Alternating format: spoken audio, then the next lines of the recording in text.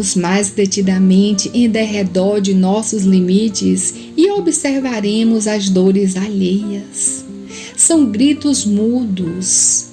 A fome que enlouquece, a ausência de trabalho que desespera, a doença sem tratamento que fulmina a esperança, o abandono afetivo que furta a alegria de viver.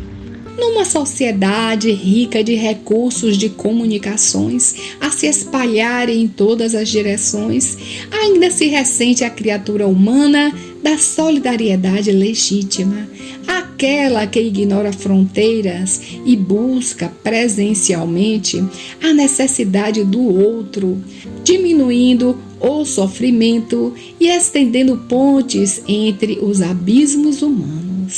Gregários por natureza, temos necessidade da proximidade uns dos outros para a renovação dos estímulos e proteção coletiva, permutando valores e energias de natureza psíquica que alimentam projetos de crescimento individual e coletivo, dilatando o progresso e abrindo campo à renovação.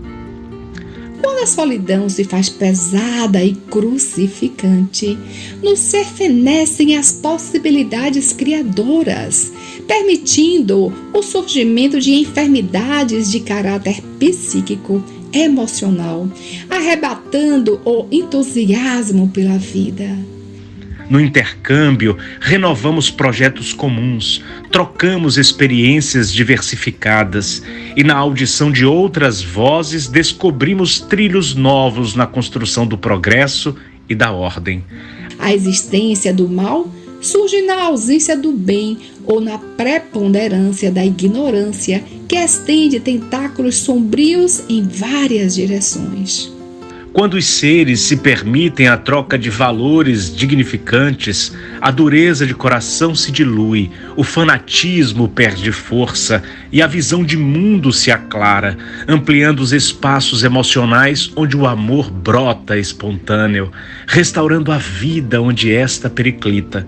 Em todos os lugares encontraremos os desassistidos, os famélicos do pão da solidariedade, os enfermos da alma, os esquecidos da amizade e aqueles a quem a revolta enlouqueceu. Se fizeram párias sociais e quais mortos-vivos deambulam por praças e ruas sem rumo e sem direção. Vivem e sobrevivem por falta de outra opção. Quando lhes emprestamos os ouvidos, suas falas destilam medo e revolta, carência e indignação. Estão enfurecidos pela falta de direitos, mas quase sempre se negaram aos deveres. Reclamam dos filhos e da indiferença da parentela, a que criticam pelo ouvido e abandono, mas em muitos casos deram motivos pela irascibilidade e presunção, ao estado em que hoje se veem relegados. Nas falas, a crítica sempre ácida, o olhar de cobrança, os ouvidos moucos para os problemas alheios e na alma uma quase constante amargura. Tem paciência com eles, incontáveis, conquanto exibam a velhice precoce no corpo, são crianças espirituais, melindrosas e exigentes com os próprios brinquedos. Querem um parque de diversões só para elas. Trazem nos delicados tecidos da alma dores desconhecidas, traumas da infância ou da adolescência, que a maioria desconhece, e frustrações por sonhos não realizados. Se cultivaram alguma crença no curso da existência, quase nunca agradeceram a Deus pelo dom da vida. A relação com o sagrado sempre foi no tom da cobrança, como se o Senhor tivesse tomado um empréstimo a esses filhos pródigos e esqueceu-se de quitar. Agora que a casa orgânica exibe defeitos e começa a exigir reparos contínuos em suas peças principais, o receio da vida futura se lhes assenhoreia o campo emocional, causando medo e crescente inquietação. Para onde irão depois da morte?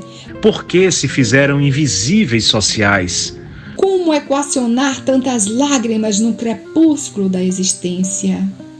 Unge teu coração de profunda compaixão. Atende sem interrogatório. Fala gentil, insuflando otimismo e serenidade. Quando permitido por eles, ora, restaurando a ponte perdida com a vida maior. Em meio ao turbilhão de necessidades e carências, solidão e frieza d'alma, sê um arrimo a claudicantes e paralíticos, visão para cegos da alma e ouvidos para surdos da melodia da natureza. Não estás ao lado de tantas aflições sem uma causa maior. Se aí Deus te situou, dá o teu melhor. Alça o próprio coração ao sumo bem, e este te fará chuva de bênçãos entre os desesperados. Torna-te uma claridade para os que vagueiam na escuridão moral e, se te questionarem quem te enviou, responde que estás a serviço do amor. Ele falará por ti. Marta, página mediúnica do Espírito Marta, psicografada pelo médium Marcel Mariano, no dia 1º de novembro do ano de 2022, Salvador, Bahia, Brasil. Conta-se oportunamente que por volta do ano de 1908, na Rússia, em Moscou, duas damas resolveram ir ao teatro de Moscou assistir uma peça de Boris Godunov. Era uma peça de teatro muito bela e muito expressiva. E quando as duas damas ricas desceram da carruagem, fazia muito frio em Moscou, era inverno e a temperatura estava de 20 graus negativos. Elas entraram no teatro, mas antes de atingir a porta, elas passaram por um mendigo. O mendigo estava nas escadarias do teatro, e o mendigo ergueu o braço, a mão, súplice, enregelada de frio, em direção a uma das damas, e pediu uma comida, pediu alguns rublos, o dinheiro russo, ou pediu até o casaco para se proteger.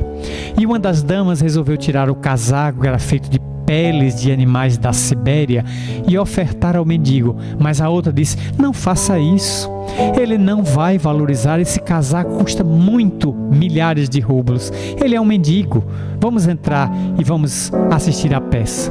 Depois que elas saíram, não viram mais o mendigo, que tinha se deslocado da escadaria, e elas foram para casa.